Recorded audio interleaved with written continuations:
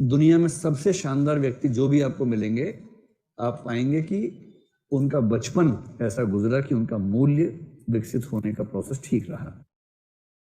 लगभग अपवादहीन तरीके से ये बात कही जा सकती है। इसलिए एक पॉइंट ये भी आता है कि यदि किसी को बचपन ठीक से नहीं मिला, उसके मूल्य ठीक से विकसित नहीं हुए, इसलिए वो बुरा व्यक्ति बन गया, अपराधी बन गया, और बाद में आपने उसको मार मार के जेल में ठूंस दिया। वो अपराधी इसलिए नहीं बना कि वो ऐसा था, वो इसलिए अपराधी बना कि उसको माँ का प्यार नहीं मिला, परिवार का प्यार नहीं मिला, या एक अच्छे परिवार का साथ नहीं मिला। इसमें उसका कोई दोष नहीं था। तो मूल कारण में वो कहीं नहीं है बेचारा।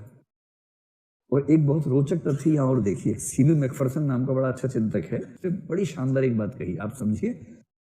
देखिए, इस क्लास का पर्पस ये भी कि समाज को देखने की निगाह हमारी ठीक हो जाए, है ना। उस मोटी स्थूल निगाह से मत देखिए, समाज की समस्याओं को ठीक से समझें। आपने कभी गौर किया कि ज्यादा अपराध निम्न आय वर्ग के लोग करते हैं? कभी आप अगर गौर करेंगे तो फांसी की सजा पाने वालों में आपको दलितों, मुसलमानों या अल्पसंख्यकों और गरीबों की आबादी कम से कम 90% मिलेगी, 90% से ऊपर मिलेगा, जिन्होंने ऐसे अपराध किए जिसके बदले उनको फांसी मिली या फांसी मिलते मिलते रह गई, मतलब बाद में माफ हो गई अलग बात है, लेकिन मिलते मिलते रह गई। तो आप देखेंगे कि जो अपराध के आंकड़े आप पढ़ते हैं, मैं उनकी बात कर रहा हूं, उसमें जघन्य अपराध, खतरनाक अपराध, हिंसक अपराध, चोरी, डकैती, छेड़खानी, बलात्कार, इन अपराधों में आप पाएंगे कि गरीब, दलित, माइनॉरिटीज का अनुपात हमेशा ज्यादा दिखेगा। इसका मतलब ये रत्ती भर भी नहीं कि वो लोग बुरे होते हैं, इसका ये मतलब नहीं है। इसमें एक फैक्टर तो साफ साफ है कि जो अमीर है वो अपराध करके पैसा खिला के बच जाता है, एक फैक्टर ये भी है। दूसरा, अमीर व्यक्ति को अपराध करने की उतनी जरूरत भी नहीं पड़ती है, उसे वो चीजें आसानी से यूं ही उपलब्ध हैं जिनकी अनुपलब्धता से परेशान होकर गरीब व्यक्ति अपराध करता है, ये फैक्टर भी है।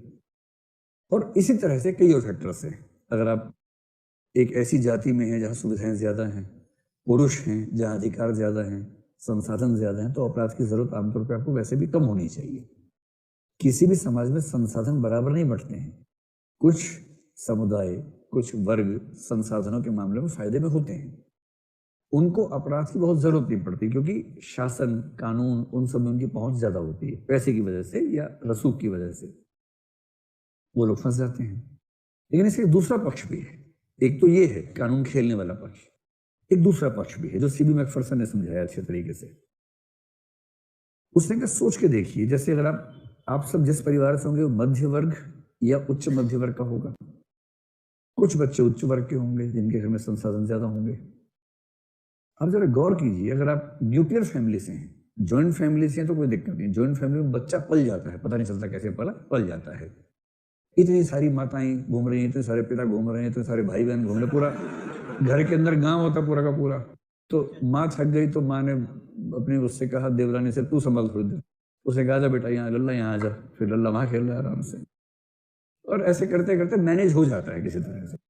न्यूक्लियर फैमिली में छक्के छूट जाते हैं पेरेंट्स के, क्योंकि दोनों काम करते हैं, नौकरी करते हैं, एक बच्चा है, और बच्चे का सोने का टाइम कभी वो नहीं होता जो माँ बाप का होता है, रात भर जगाता है उनको, फिर वो आंख मलते हुए ऑफिस जाते हैं अपने, दिन भर दुखी रहते हैं, पछताते हैं कि ये बच्चा क्यों इस दुनिया में आया। अब तो ये इसमें इरिवर्सिबल मामला है, ये तो हो नहीं सकता कि रिवर्स हो, बस अब तो आ गया तो आ गया। तो बड़ा कष्ट होता है कैसे मैनेज करें। अब उसका मैनेजमेंट कैसे करेंगे? देखिए, जो दिल्ली में मध्य वर्ग का है, उच्च मध्य वर्ग का है या उच्च वर्ग का है, वो तुरंत क्या करेंगे, एक काम वाली को रख लेंगे, डोमेस्टिक हेल्प। और बड़े शहरों के मध्य वर्गीय परिवारों में कहते हैं कि दुनिया में कोई जिए कोई मरे, बाई की छुट्टी ना हो बस।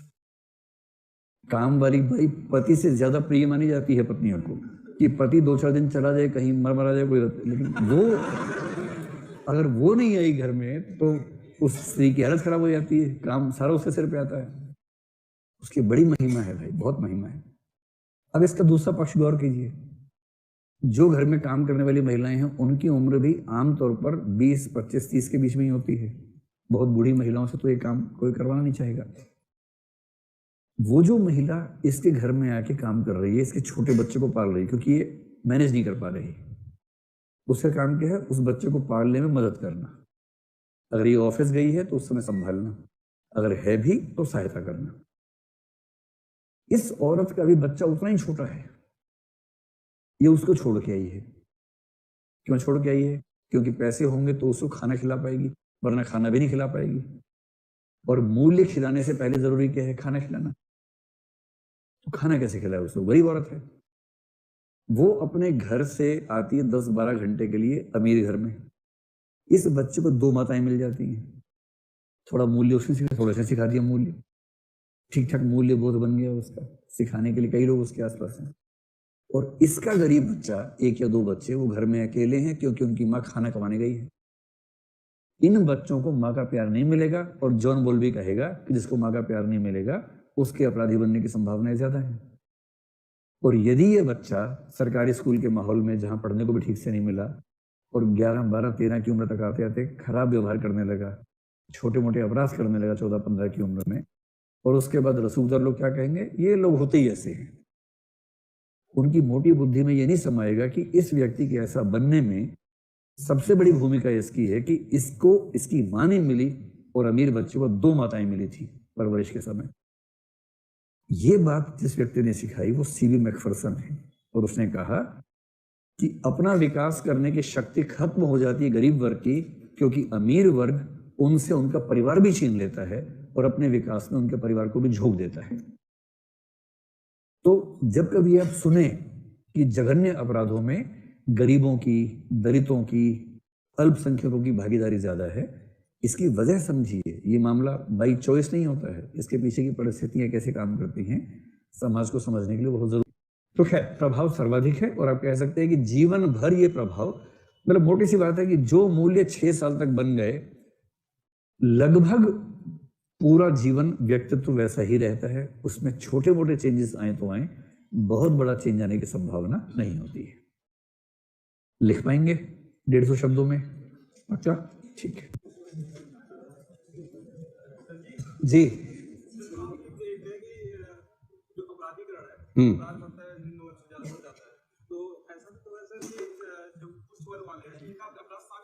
उच्च वर्ग के अपराध दिखते नहीं है, दो वजहों से। नहीं समझो बात को।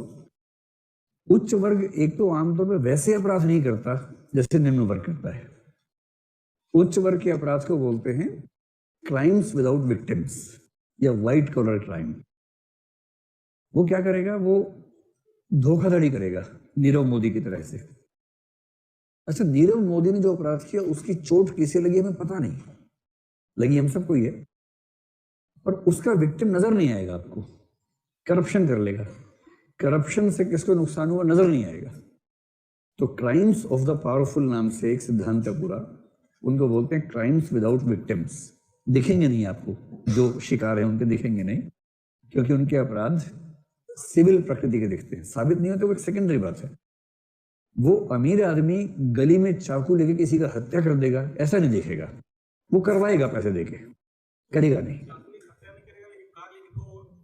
रेयर है। उस केस में भी हो सकता है कि ड्राइवर ही फंसे अंत में।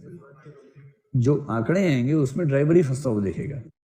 तो आमतौर पे अमीर लोग उन गतिविधियों में सीधे लिप्त नहीं होते, वो अपने पैसे के बल से अपराध करवा लेते हैं, करते हुए नजर नहीं आते। ये बात ठीक है।